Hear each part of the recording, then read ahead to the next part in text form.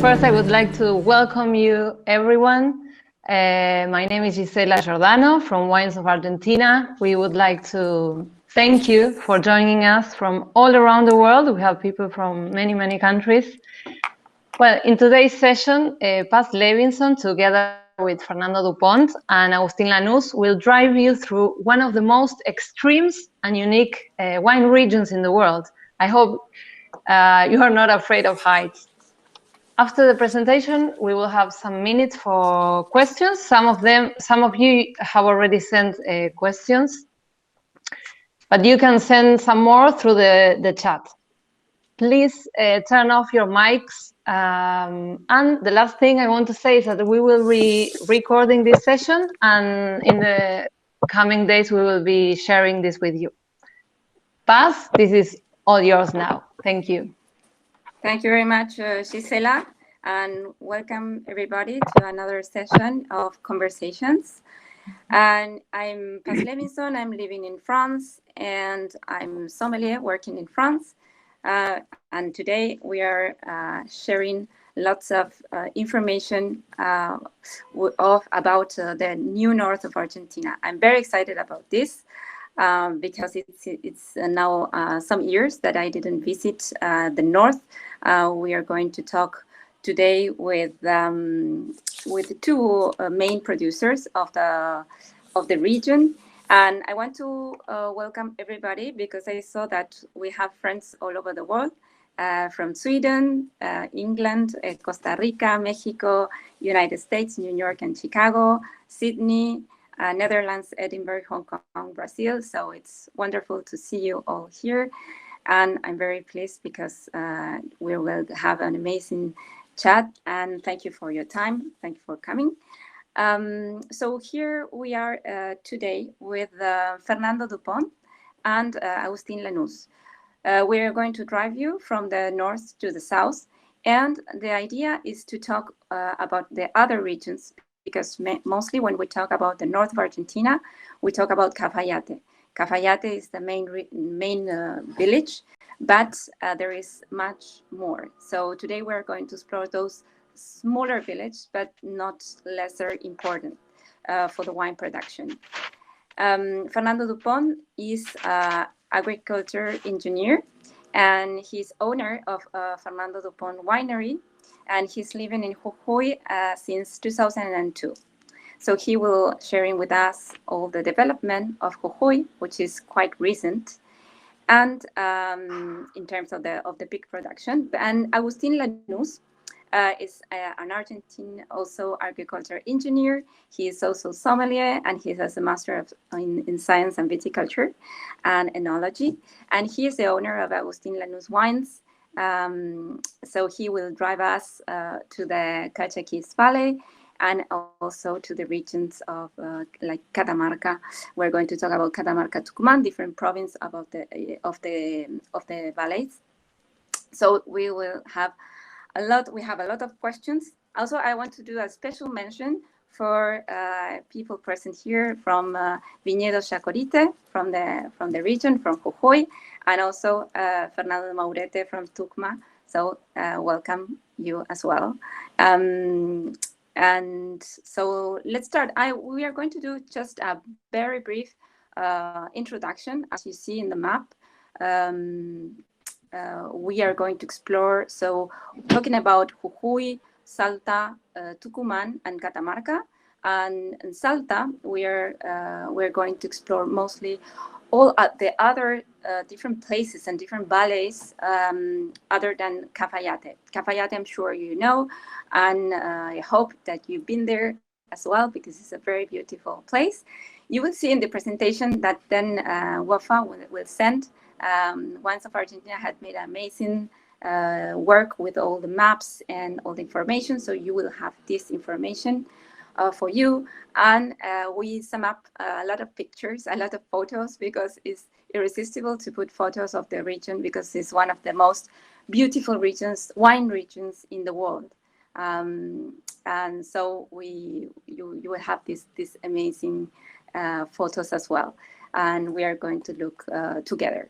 So starting with the north, just a very, very brief recapitulative, you will see this picture of the Cardones.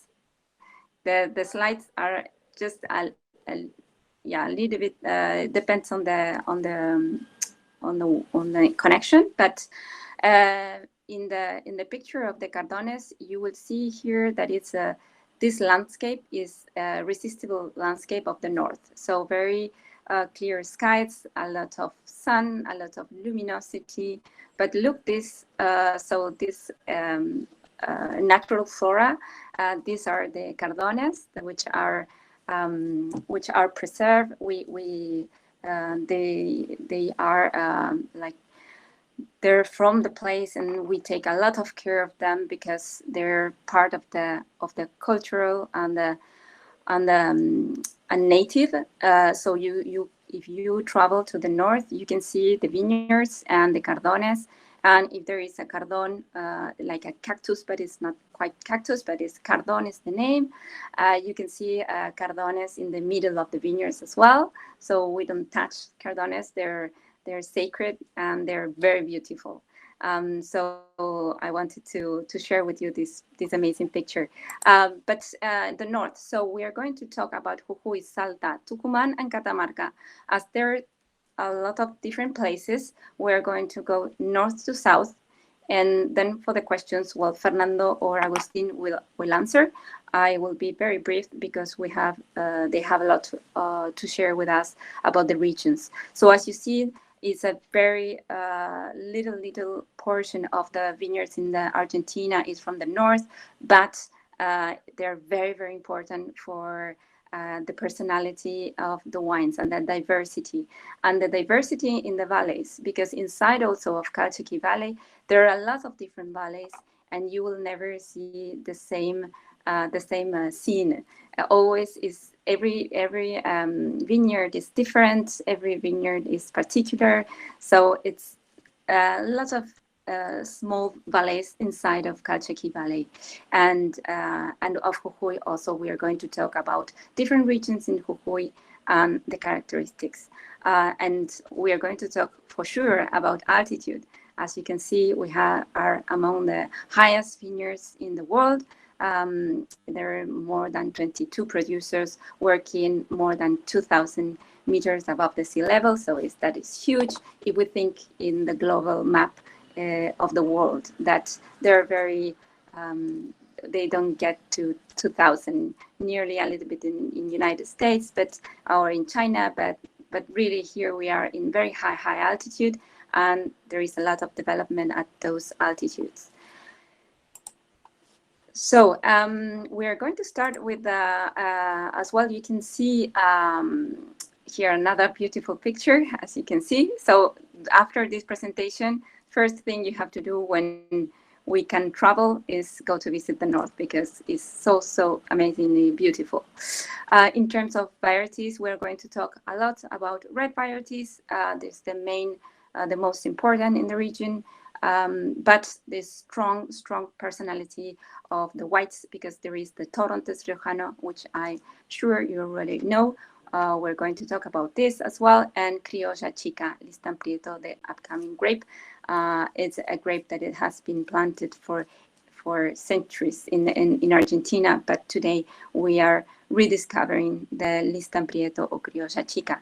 But as you can see, there is grapes that are from our viticulture inheritance. So a lot of French and yeah, mostly French, Spanish, and Italian grape varieties. The map is a wonderful map you will have for you as well, and we're going to talk about all these places. So we're going to see again the map later. No worries. Also, you can make questions while we do the presentation. We're going to answer at the end. But we are going to talk about all these places, but we are going to refer especially to every place, and we are going to mention again, and so you don't get lost in this map. But this is a beautiful map where you can easily locate the place, and there is a the little mountains, the valleys. You can see also the soils. So it's a very, very good, well-made map. To start, so we're going to start with Jujuy. So Fernando Dupont, hello, welcome. And Fernando is in Jujuy, and he went to the village to have a good connection of internet. So hello, Fernando. Hello, Paz. Hello, everybody. It's a pleasure to have you here, and it's all yours. Make us discover Jujuy, which is so exciting. And you are one of the pioneers of Jujuy, the pioneer of the wine regions of Jujuy. So we want to know how you started and how you start your vineyard in Jujuy, how you found it. All right. Well, thank you, Paz. Thank you, Wines of Argentina, for allowing me this meeting.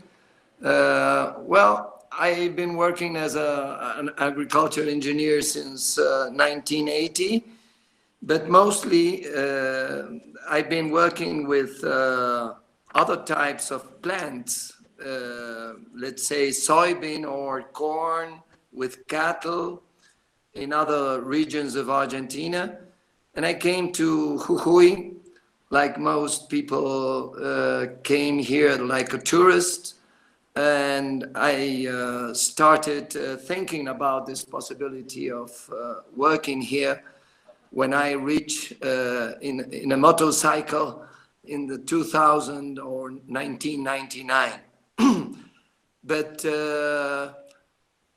it was rather difficult to start here because no one had planted grapes for let's say for wines or for premium wines, and it was rather difficult to understand the climate and the weather.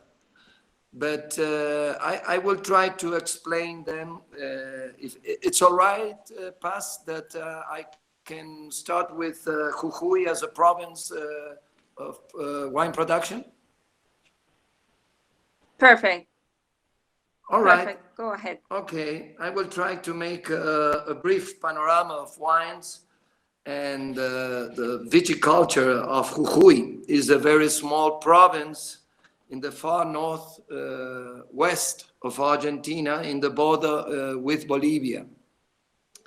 And it has a great variety of climates due to several groups of mountains that run across the province. Historically, we may say that Jujuy has been elaborating wines since middle 40s.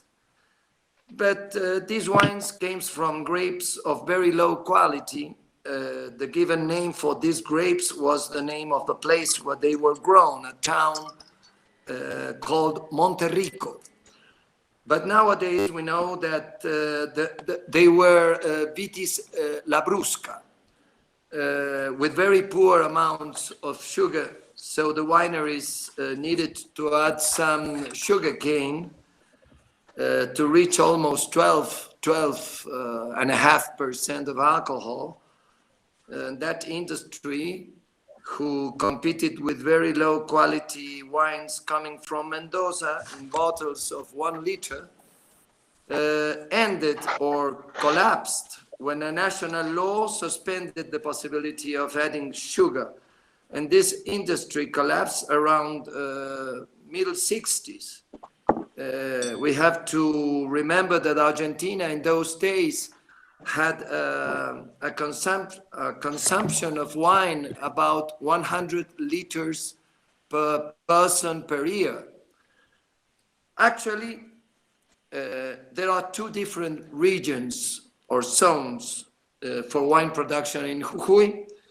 One is very close to the old vineyards of Labrusca, a region where rainfalls rise 800 millimeters a year, and the average altitude is around 1,000 meters above sea level. And most new vineyards of reds are of Malbec, Merlot, Cabernet Sauvignon, and in white, Torrontés, Sauvignon Blanc, and Chardonnay. This region is called now temperate valleys, and now our surface in those valleys is about reaching 20 hectares or 40 acres. This area is in expansion with several new small vineyards now. The other place where we produce our high altitude wines is the Quebrada de Humahuaca.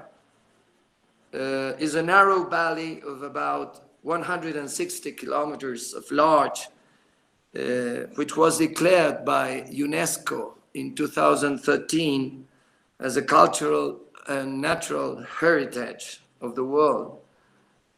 This valley runs in parallel. If we can go back to the other photograph, where we can see all the Quebrada de Humahuaca and the river, please. Yeah, the map. Well, this Quebrada is a narrow valley, very narrow valley that is inside two groups of mountains and a river, the River Grande, the Grande River, is bordering all this area. This is the standard source of water that we have in the area. And here there are producers now, and ancient producers of green leaf vegetables or potatoes, the famous horse teeth corn, and lots of vegetables that evolve in the area. The Quebrada de Humahuaca altitude climbs from 1,500 meters high in the south to approx 3,500 meters in the north section as we get closer to Bolivia border.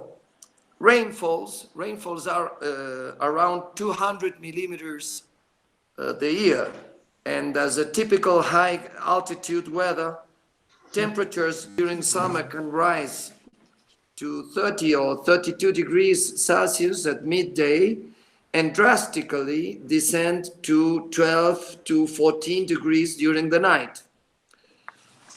Since 2003, when we started planting Malbec and other varieties or strains in Maimara, that was the first very attempt to grow vines at this altitude in Jujuy. Lots of changes have occurred, even the short time. I say it's a very short time in terms of vineyards or wines, because 15 or 20 years is nothing. Even that, the great impulse that Jujuy wines took since 2010 vintage, when Robert Parker magazine pointed 94 and 93 points our reds, and now our new enthusiastic players starting planting in this region. Nowadays, there are 7 wineries, 17 projects, and approx 40 hectares or 80 acres of vineyards in the region. Due to the excellent performance and quality of the wines of the region, the most renowned and famous enologists of Mendoza and Salta are working or advising in our projects in the Quebrada de Humahuaca. In our case, Marcos Echard from Yacochulla in Cafayate is our winemaker, but also Alejandro Sejanovic, Jose Luis Munier, Lucas Niven, Gabriela Celeste. I don't want to forget about anybody, all of them with their own way of making wines. There are very different wines coming from these terroirs nowadays. The farms cannot establish very far from the river, but sometimes there are watersheds that allow the farms to evolve or to develop. Or, as in our case, we seek for water below surface, approx 65 meters below. Water quality is much better from below than from the river. We deal with pH of 7.5 approx, and soils are mostly very rich in calcium carbonate. To have an idea of how north is this place, let's say that the Capricorn Tropic is just about 20 kilometers from our house, from our home. As all the South Hemisphere, the spring starts in September 21. Normally, the vineyards sprout around mid-end of September, and we have harvest around first days of April in Malbec and end of April for Cabernet Sauvignon. Autumn is a very distinctive season in our region. Since I live here, I've been noticing that is a spectacular autumn for maturing grapes. Sun is still very strong, days are very dry, so there are no weather limitations for the ripeness of the grapes beyond each characteristic strain, no, of course. Usually we take advantage of this weather to fulfill natural ripeness, and it is not uncommon that our wines are close to 15 or 16 degrees in alcohol. As a comment, there are new tendencies in the world for reds or whites that are very fresh, that are very low, my opinion, very low alcohol, 13 or 30.5. They are very fresh, they are very fruity. But for me, and the way we like to, with Marcos Echart, to elaborate our wines, we want to reach far enough from that moment, maybe, as I can say, is normally for us to have 260 grams of sugar per liter. That's quite a lot, but we like those wines, and that's what we are now doing. In our case of Maimara wines. Maimara is our closest town, is where I am now speaking, because we don't have enough internet in our farm. It's approx 5,000 people. We are producing at 2,500 meters above sea level. It's a very new zone in the wide map of wine regions in Argentina. Our vineyard. Sorry, Fernando, maybe Paula can show the video we have to share, so you can talk about the place because it's so beautiful. And right. as we share the video, yeah, can everybody see the video? No, we are watching you. Yeah, so Fernando, so that is the place.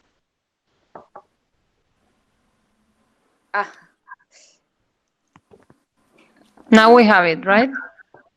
Now Paula will share the screen.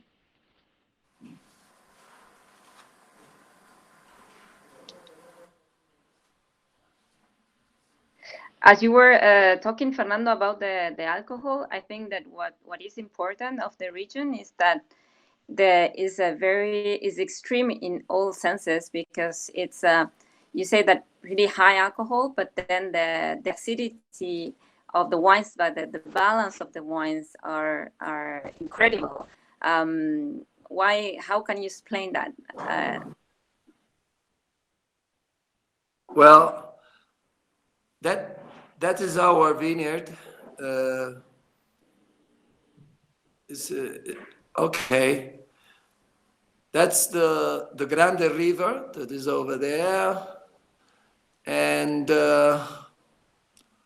well, those are our mountains. I don't have much to say about that, because images are very eloquent. But, well, it's a very, very interesting thing that in these heights we have a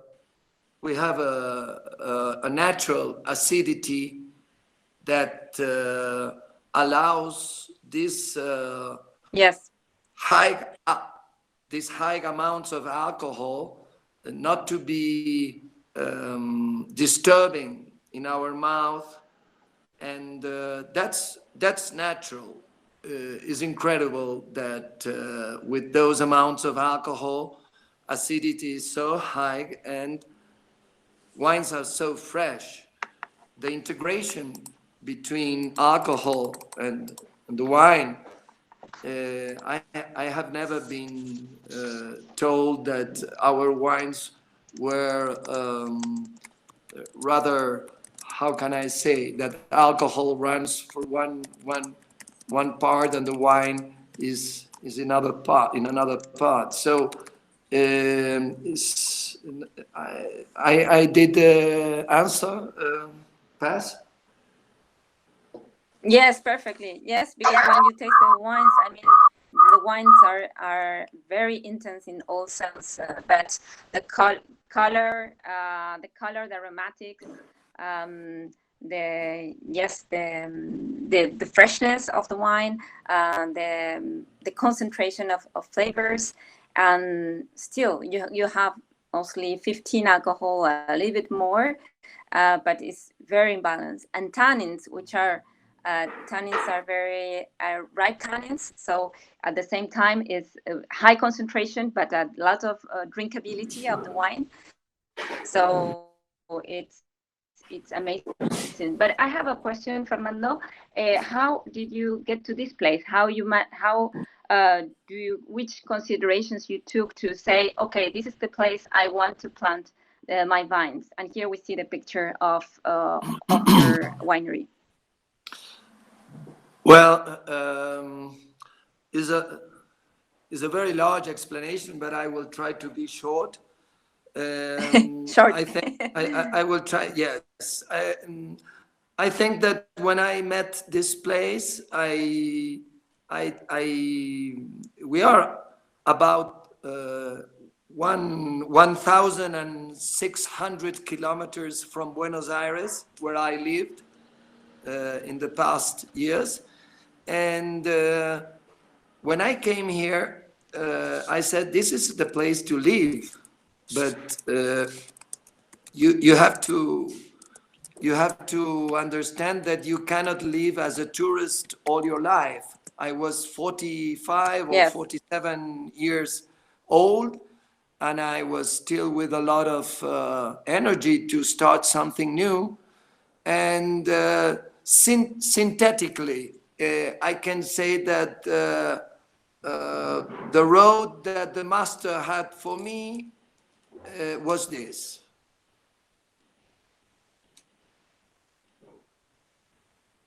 Is understood? Yes. Well, but yes, but no. So you saw the place and you said, here is for my vineyard. Well, of course, but I planted 500 plants of each strain or variety. I always thought that reds were the main grapes for planting here, but now I taste exquisite Sauvignon Blanc, Torrontés, and Chardonnay of the region that other producers have been elaborating. I can say that I was wrong. Whites are very, very special here, and they have a site in Argentina's wines now. But when I tried five strains, and the only one that we didn't like with Marcos was the Tanat. The Tanat is a very difficult variety strain for mature. Yeah, people was asking for Syrah, and people was asking. Well, sorry. Well, the Syrah just because has it been was a question about was a question that we had about Syrah and Tanat. So that's why it's good to know what you think. Syrah has been a strain that here in Argentina it's been it's not very how can I say, it's not the preferred as the Malbec, but Syrah, if you treat it correctly, with love, is an extraordinary sensation that you have. You have to take care of many things, and it's not very simple to produce.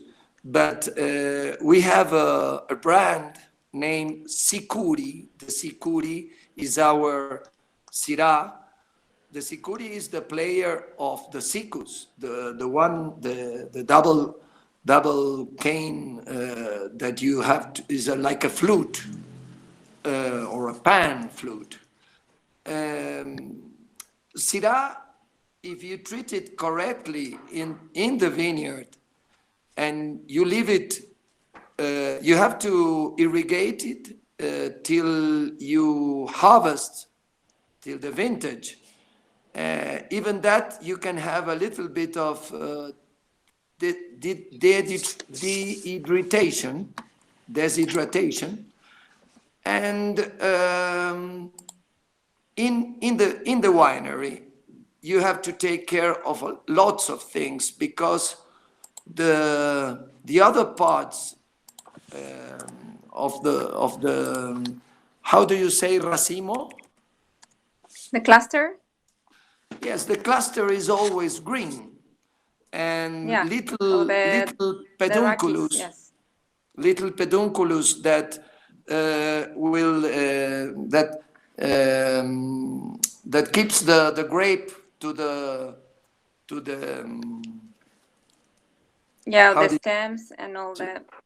Yes, that part needs to be removed before fermentation, because those tannins are very, very wild and very green.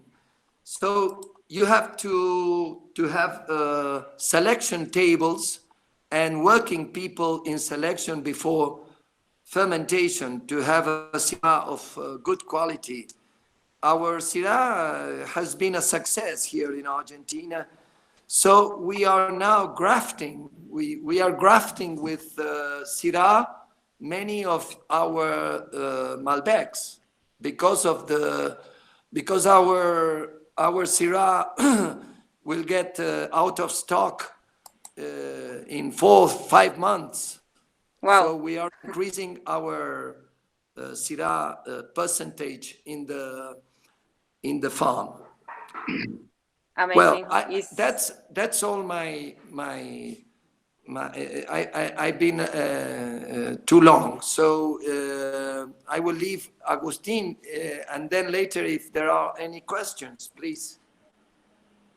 Thank you very much, Fernando. For sure, there will be questions. So we are going to finish like a little bit like a 5:10, 5:15. So for everybody to know. And Agustín, all yours. Here Hi, everybody. Hello. Yes. How are you? How are you all? Thank you very much for your interest in our little Calchaquí Valley in the north in general. Thank you, Fer, for your presentation. As you said, Paz, he was the pioneer in Jujuy, so we have to be very thankful about Fernando's work and all his team. So the Calchaquí Valley, as Paz says, I'm engineer in agriculture, but from BA.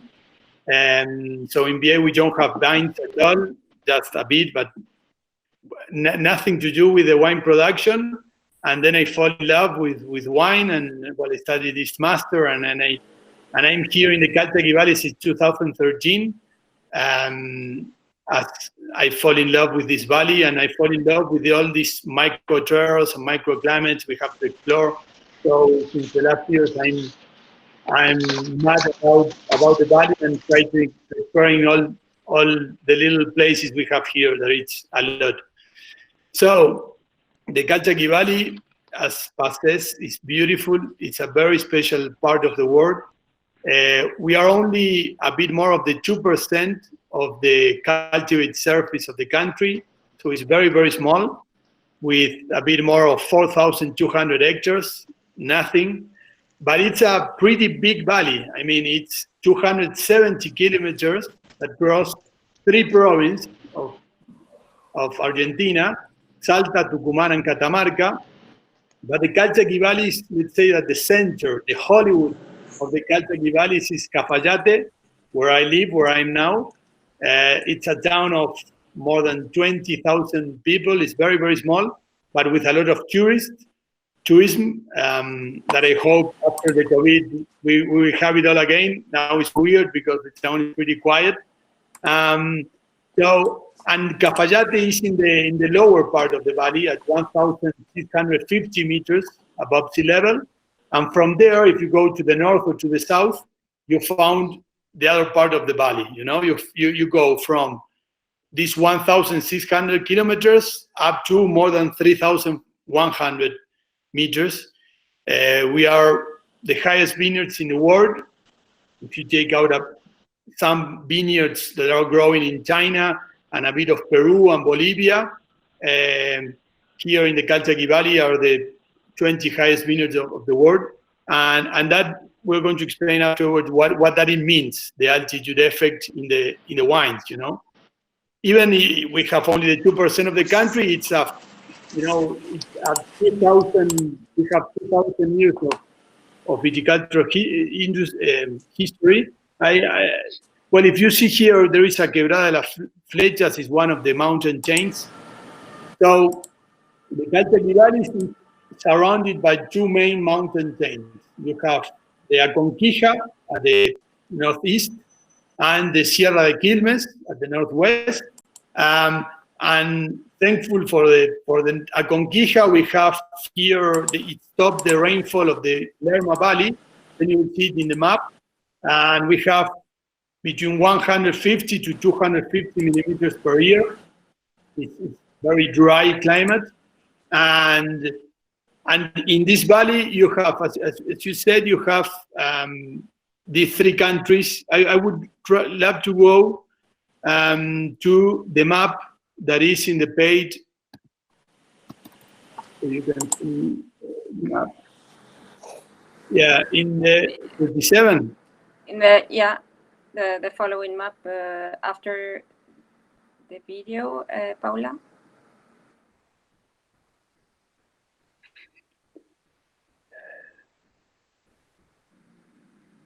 I think it's page 37. So yeah, I think one more and you have a map. We have nice photos to share for you to have just a bit of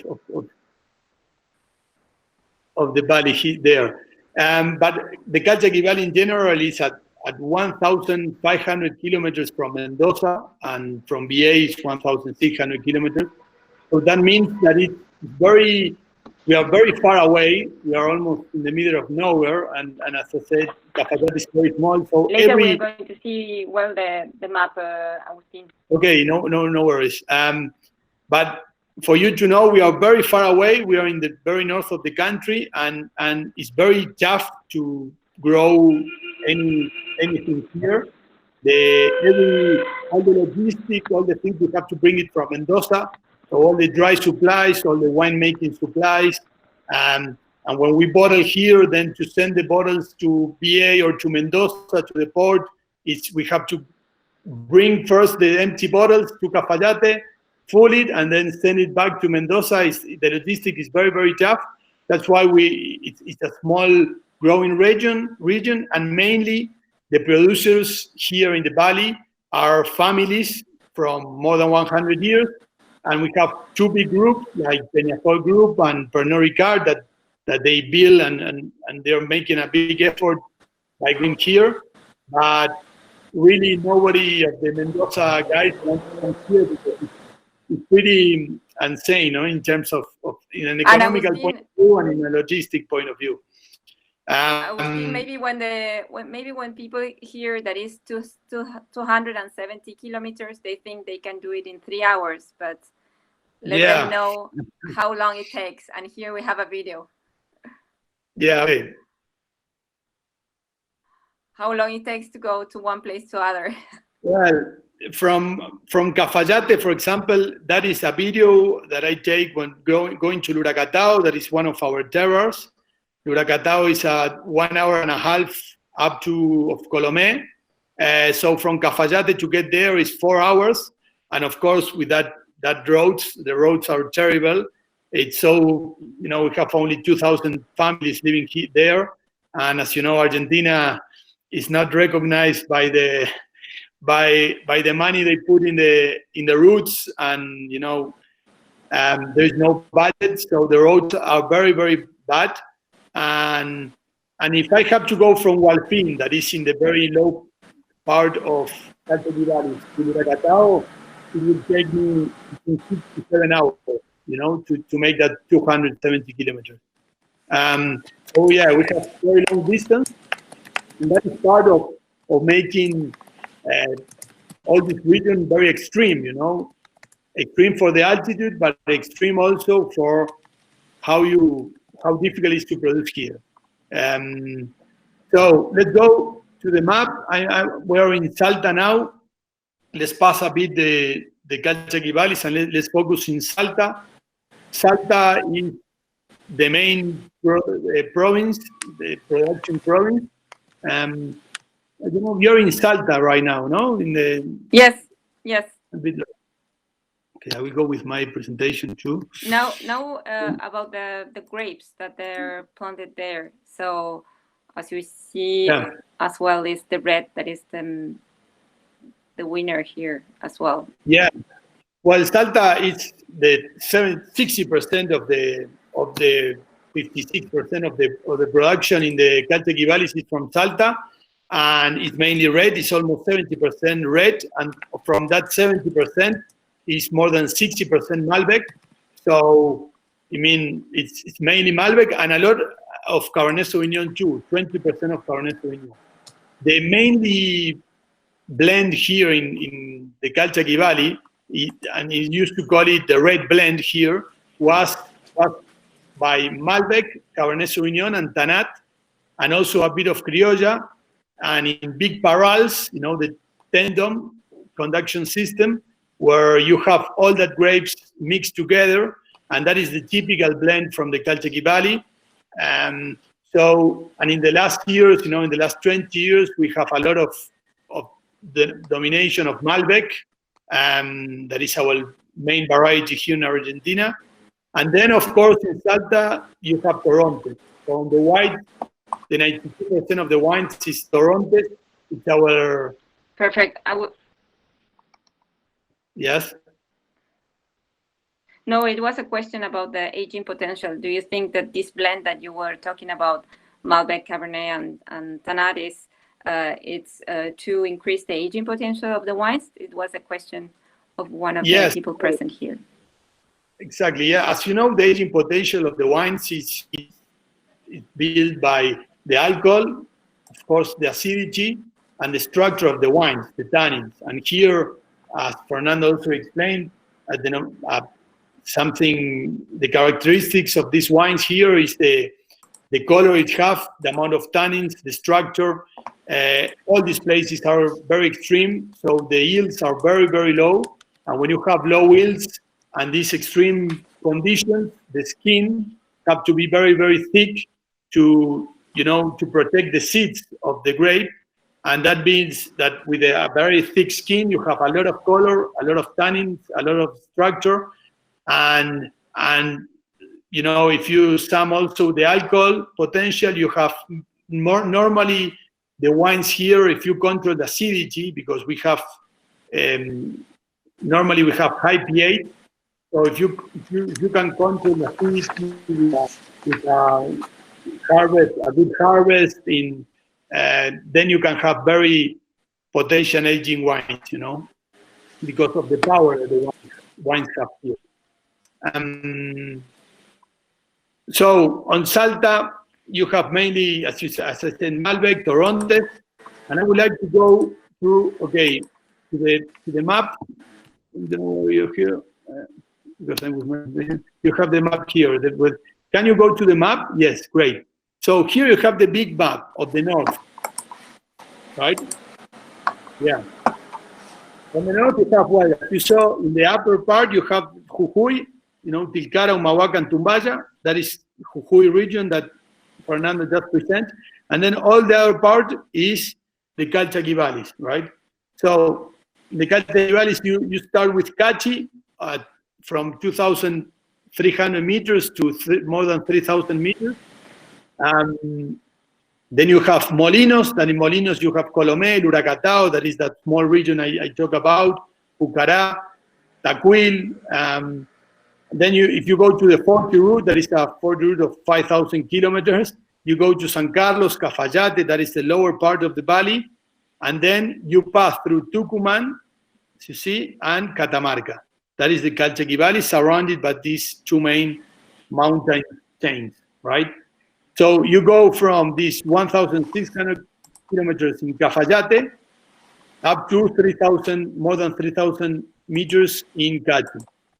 So, let's go to the map of Calchaquí valleys.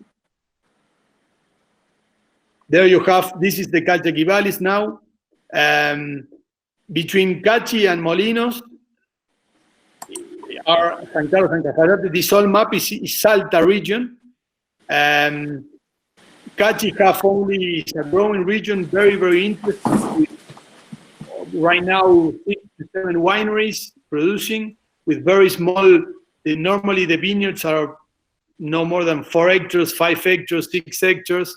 In the whole region, the extreme altitude terroirs are normally that surface beside Colomé and Tacuil that are a bit higher. We have 24 producers up to 2,200 meters in that region, in Cachi, Molinos, and the extreme parts of Tucumán and Catamarca.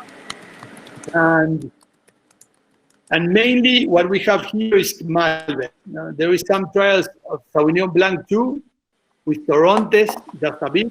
The Torrontes have a completely different characters, with more kind of Sauvignon Blanc, with thiols kind of aroma, more fruity, with lower alcohol. Same thing with Sauvignon Blanc. It's very interesting what is happening in Sauvignon Blanc in these extreme parts of Cachi and Molinos. Seems to be more like Sauvignon Blancs of Lleida in Chile, or Casablanca too, with very, very fresh aromas. I'm talking about 3,000 meters. That is making Sauvignon Blanc at 2,600 meters very, very interesting. And what is the influence of this extreme altitude terroir? It's, well, as I talk about, mainly in the skin, in the color, in the amount of structure. And it's a challenge to produce fresh wines and elegant wines here, because you receive a fruit that is like a horse, a young horse with a lot of power, and in the winery you have to keep it to touch it, the minimum movements you can make it, a very small extraction with small macerations, with not too much movement, because the wine as itself, it have a lot of power. And then you have a very, very exotic aromas, that herbal notes, black olives is very typical. You have like cherry aromas. It's in the mouth, you have the soft tannins, but with a lot of power, with a lot of middle of the mouth. And what we are trying to do in the last 10 years is to harvest a bit earlier to keep the acidity. That is something very important in these places. Normally, when you go higher, you have better acidities. So in these extreme altitude terroirs, you have very interesting acidity. You harvest with 3.7, 3.6. That for us is very, very low. And then, as I said, you have to control very well the fermentation and the extraction to not be too tough and too over extractive. No, now what you are seeing now, it's one of the roads again to Luracatao. This is a place completely far away. The town more near from this place is at 1 hour, 1 hour and a half. That is Molinos. We have 3.6 hectares there only, and I'm just planted 5 hectares more. I'm putting Criolla, that is, we're going to talk about Criolla too, Cabernet Franc and Malbec, mainly Malbec. In the vineyard we have right now, it's 100% Malbec. And Paz, you tell me, I go through Salta, Tucumán, and then I go. Well, this is the photo of the vineyard. As you see, we are harvesting, and you see the mountains. We have a bit of snow there. We harvest normally in May, beginning of May. Agustín, when you arrive there, you plant the vineyards, or you work also with some old vineyards of the region? No, in that region, Luracatao mainly, and even Pucará, the only thing you have is families with small gardens of Criolla. You have mainly Criolla Chica, as you see, that old woman. That is a very old plant of Criolla, planted in 1906. And that is the only thing you have in terms of grapes, There is families that have their own corn, their own cows, their own sheep, and also as part of the stuff they have to eat, they have grapes. And they produce 100 liters, 200 liters of wine to consume during the year. Normally, what's a wine with a bit of sugar, and they keep it during all the year, But it wasn't any kind of plantation at that part. So we start with that plantation in 2010, and mainly of these extreme altitude terroirs, what we're going to talk about, they are planted since 2009 to 2011, in Salta and also in Tucumán and Catamarca. So they are very young vineyards. When I arrived here in 2013, we were making the first harvest of all these places, So you have the very old parals of Criolla, and then you have these new vineyards of Malbec mainly in all these places, Also, some of those families have some Cabernet Sauvignon, some Malbecs, and they call it French grapes. They don't mention if it's Malbec or Cabernet Sauvignon. It just was French grapes for them. And in some of that places, you have that old vineyard. In Molinos, for example, Colomé, it's the oldest winery of Argentina in function of 1835. And there is a very old paral of Tanat, Cabernet Sauvignon, and Malbec, and some of Criolla of that times, end of 1800, of 18th century, 19th century. So you have a lot of history, and then you have, like now, since 2009, that we start again trying to grow a bit these places, mainly because the fruit you get there is fantastic. It's very completely different. Even if it's a Malbec, have completely different characteristics that the Malbec we can get in Cafayate And the Malbec of Cafayate is also very different of the Malbec in Mendoza or in other growing regions of the country, So that is what I fall in love with this region, because you have a lot to explore, you have a lot to discover, but also the wine is completely different and with a huge potential, You will keep on learning a lot of this big valley. Tell us what is happening today so we go to Tucumán. Yeah. Well, Tucumán is funny because Tucumán, it's only, the 2% of the Calchaquí Valley. It's very, very small. And you have there the big part, the 80% of the growing region, it's from an Indian community of Amaicha del Valle that have 90,000 hectares, but they never grow up vineyards. They have only these small vineyards in the garden of these families. There are Indian families. There is it's like a tribe, a tribe, and it's a chairman, a cacique is the authority there. So when I arrived in 2014, and this community asked me if I can help them they wanted to make a winery, and they wanted to make fine wine, and they were very proud telling me that they were starting planting Malbecs. And when I get there, I saw some Malbec, families of 1 hectare, half hectare of Malbec planted a couple of years ago. And then they have these big trees of criolla, beautiful, 200 plants, 300 plants each family. And they wanted to remove it, to take it out, to put Malbec.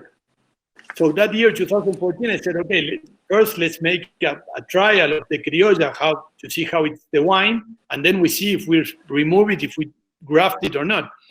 And well, the wine was very interesting. At that time, was only one producer in San Juan making criolla, so I asked him how was the experience, and the experience was very, very, very good. So we started in 2014 making criolla, and now on that community have the main wine of the community is criolla chica, criolla. This is Los Amaichas.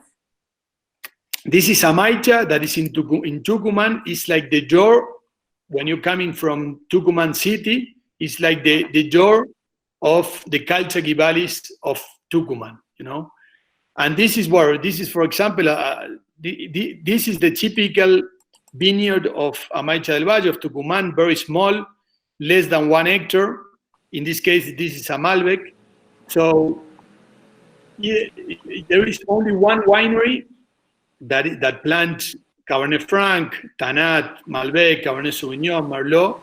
It's a very nice project built in 2011, and it's called Arca de Tolombón. So beside that winery, what you have in Tucumán is this the Indian community and 3 other very small wineries making wine there. And if you ask me in terms of quality, I think that terroir is fantastic. It's have a lot of calcareum soils, so the texture of that wines are very, very interesting. In Amaicha del Valle, the altitude is 2,300 meters, so you get that extreme flavors, that is these black olives, these herbal notes, these muscat rose, this exotic kind of aroma. That I make a study about that, and what I feel is up to 2,200 meters, you always get this kind of aroma. Even if it's in Salta, in Catamarca, or in Jujuy. We tried a couple of weeks ago some wines of Jujuy at 2,700 meters, and it's amazing because you have that kind of characteristics. So the altitude is making effect in the Malbec. So, but if you go to, that is a little map, Colalao and Amaicha del Valle, the 2 main growing regions. And if you see, there is a very small part of Tucumán in the Calchaquí valleys, and then you jump to Catamarca. There is a route, the Route 40, that cross over all the region, the Salta, Tucumán, and Catamarca. And in Catamarca, you have, it's impressive because you have 40% of the Calchaquí valleys growing, surface. Mainly is Torrontes. Torrontes have mainly of that, well, almost half, that is a lot. And then in Catamarca, you have two places. You have the part of the Calchaquí valleys of Catamarca, that is Santa Maria and Hualfín, and then you have other regions, if you want to put there in the map, that is Tinogasta, Belén, Fiambalá, that is, it's between 1,100 to 1,300, 1,400 meters. There is a couple of vineyards in Tinogasta near to 2,000 meters, but is more going to San Juan, It's the other part of, even if it's Catamarca province, you can compare Catamarca province as the Calchaquí Valley part and not Calchaquí Valley part. We are going to center a bit in the Calchaquí Valley part of Catamarca, that is Santa Maria and Hualfín. And this place have a lot of history, a lot of culture. It's very rich because Santa Maria is a pretty big town. It's the second biggest town of the Calchaquí Valley. And the priest, the Catholic chapel went there in 1800, and they start planting a lot of grapes, not only Criolla, but also Torrontes and these French grapes, Malbec, Tanat, and Cabernet Sauvignon. And so they have a lot of history of winemaking and of viticulture, So that's why you have quite a lot of big amount of surface. And since probably, 15 years that we are making high quality wines from this region. I started a project in 2013 in Hualfín, in a very old parral. There is a photo there of Hualfín. It's a parral planted in the beginning of 1931 exactly. And we are making very high quality wines from there. The thing is, the tourists and the people is mainly focused in Cafayate and in Salta province.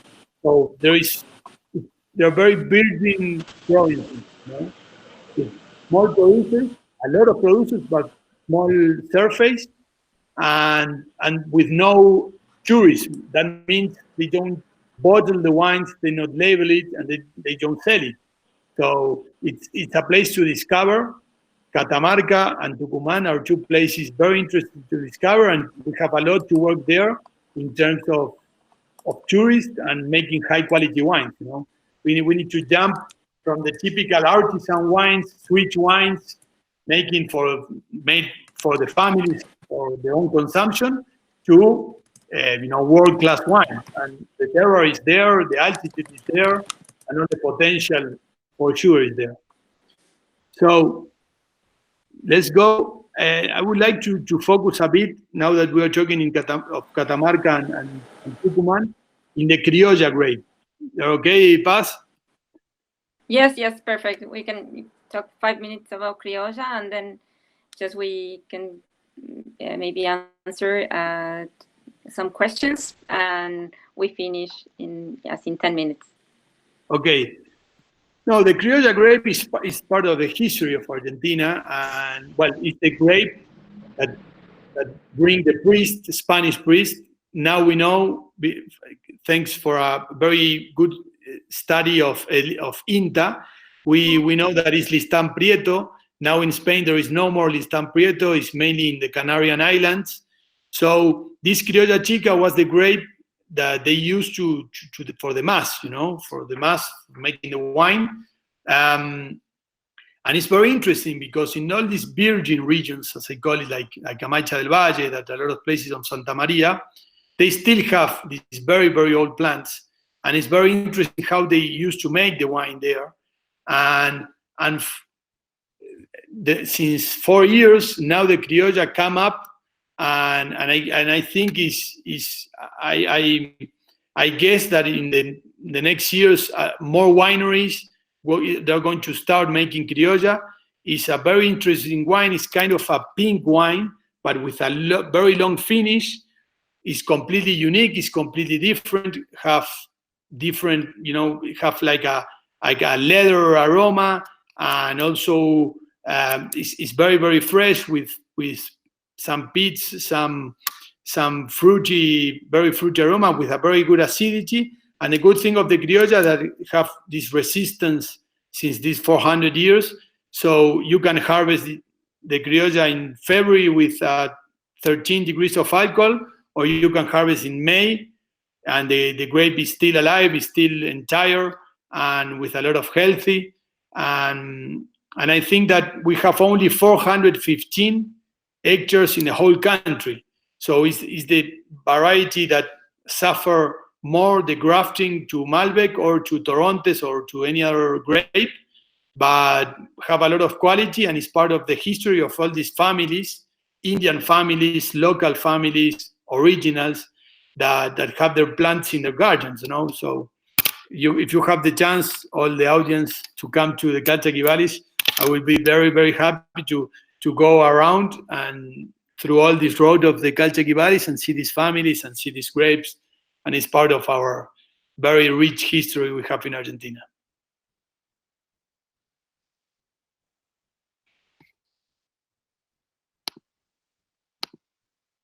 Hello? Paz, your mic is off. Okay, I said that. Sorry.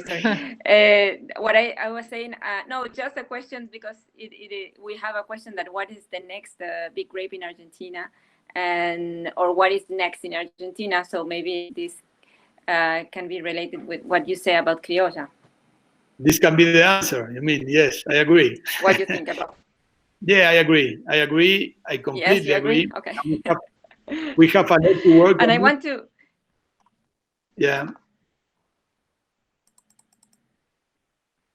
Yes. Just to you to explain us the map that is in the map of producers. Oh yes.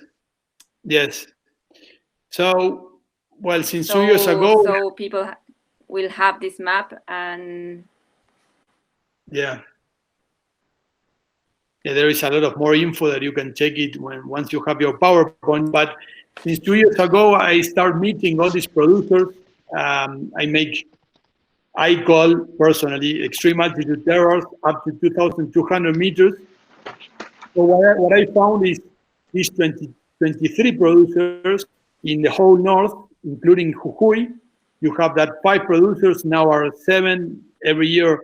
Fortunately, there is more people taking the chance and the challenge of making wine in Jujuy and in all these other places. Can you put up to the map?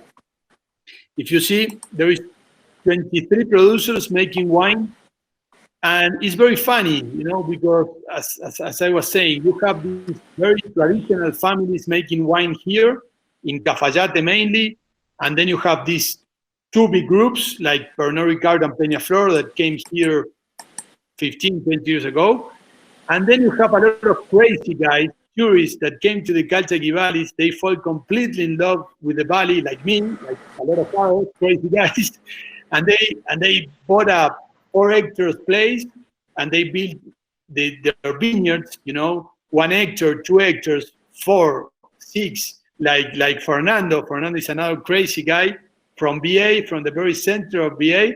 And he went to the Quebrada, to the middle of nowhere, to make their own dream and making their plants, their vineyards there.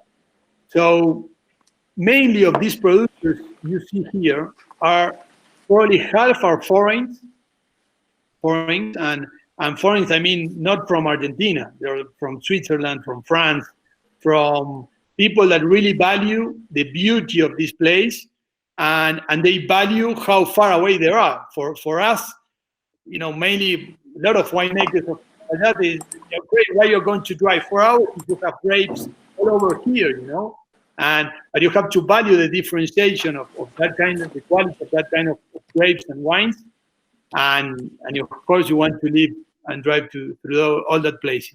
So here I made a list of all that growers. Fantastic. And you can, that is from the whole north, from Calchaquí Valleys and also from Jujuy.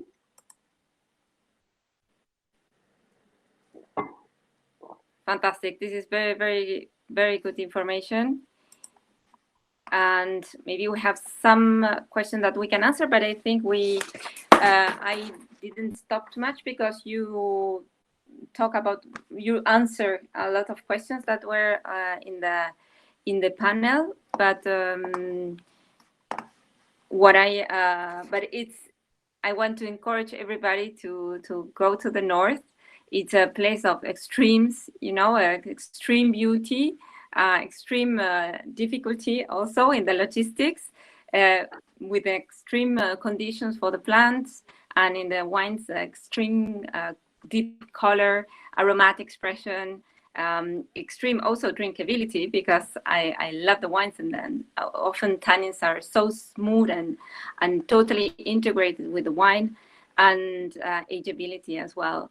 So Gisela, if we have any questions just to answer now directly, or people I think can send also questions and we can sell to the producers. We are 5:20, so I don't want to everybody be too late.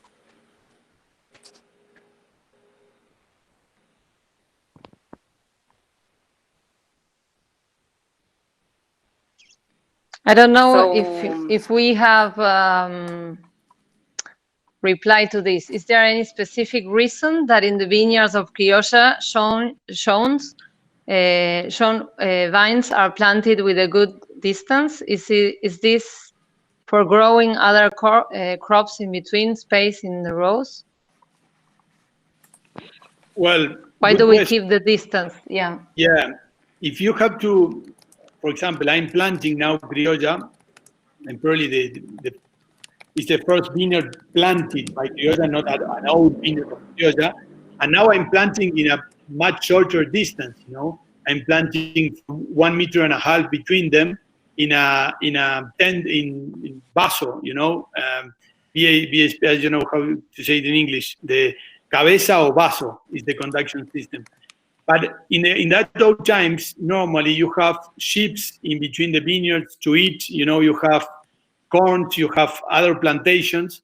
And what people believe that if you keep it distance, the parals, you will have a better exposition and a better amount of grapes, In general, even in the BSP, in the Spaldero, in the BSP before, normally you have 2.5 meters to 3 meters between the rows, and now it's very common to get rows of 1.5 meters between them. I'm planting in the extreme altitude places. I suggest to plant much more dense. I'm planting 1.20 meters between rows, because that gives you better quality grapes and a bit more of field. It's very difficult, very tough to get 8,000, 10,000 kilograms per hectare in these extreme places. So with more plants, you will have better chance. And I have a last question for Fernando. So this is a question that is, what style would you define Jujuy wines against the classics of Salta? How we can define Jujuy wines, Fernando? A bit controversial. Differences. Yes, but fun. So what's the point? I don't understand the question. No, if you have, for example, blind, if you can give a tip of what you find in your winery different from maybe some wineries in Cafayate. I think here the altitude would be the answer as well. Well, most of the wines that we produce at high altitude, let's say in what Agustín told us about this zone of Calchaquivales or let's say Tucumán or Catamarca and Jujuy, I think that all the brands are very different because of the different enologists that are working here. Everyone has its own kind of preferences. But as a typical thing, I can say that Jujuy is more rocky soils. There is not so much lime or so much sand. Is the textures of the soil are más gruesas, thicker. Yes. So that is a difference, and well, I don't know if I answered. Yes. Yes, I think also it plays the most special things that I think Jujuy with for example your Syrah. It's a Syrah that is difficult to find in other place, even in Salta. Is so deep colored and with all this aromatic expression, very very high aromatics, and these olives, this intensity that is quite special for the place. And I think it's a young region, maybe to talk about all the differences, but we see that there are in the wines, and as you talk, I think the soil, the exposition, also the place where the special surrounding of each place will play a important role. And maybe in Jujuy, the amount of winemakers or people coming also from Mendoza would make a distinctive as well winemaking. But yes, I think it's maybe early to take to say, but I think there are differences. Yeah. Okay. What I would like understood to here point out was, Yeah. Yes, Agustín. No, I would like to point out something very interesting of the Calchaquí Valley specifically, a difference of Mendoza, for example. The Calchaquí Valley, well, with this 1,500 meters of difference of altitude and this very big valley, you found every little terroir is completely different to each other. Or is different because of the type of soil it has, more rocky, more sandy, more clay, but also because of the exposition, because you have these very big mountains in behind. So according where you have the valley and where you have the water to plant, will depend a lot on the exposition, on the altitude, and also on the soil. And of course, on the human being that is managing that, and what kind of conduction, and all that, what all we already know about terroir, and these 4 different influences in the terroir. But this is, if I would say, tell me what is the richness of the Calchaquí Valley, I would say that the differentiation between all these micro terroirs, microclimates, very, very small valleys, because we depend on the water. Most of the water is coming from the mountains. So you have these very small places with a lot of influence on all these points. Calchaquí Valley, sorry, and the north. Perfect. I'm talking more north, including Jujuy. Yes. Including Jujuy. Yeah, the high altitude, the extreme high altitude vineyards. Yeah. It's a super interesting subject, and I have lots of questions, but we are running a little bit out of time. But it's good. It's good to have interest and a lot of questions, and we can continue to do this kind of conversations because we know much more about the North thanks to you both. So I want to thank you very much, Fernando and Agustín. Thank you for taking your time and to share your experience with us. And thank you, Gisela, Wines of Argentina, Soledad, Paula, and everybody to come and to stay till 5:30. So sorry because about the a little bit late, but thank you for you all. And I wait to you for the next Wednesday, and we're going to explore Patagonia, so extremes and very, very different from today, but amazing as well. Well, Paz, Gisela, Fernando, yes. I want to thank you, the three of you guys. It was an amazing presentation. And of course, thank you to everyone who joined us today. And we hope to see you next week. Thank you. Thank you, everybody. Thank you for your time.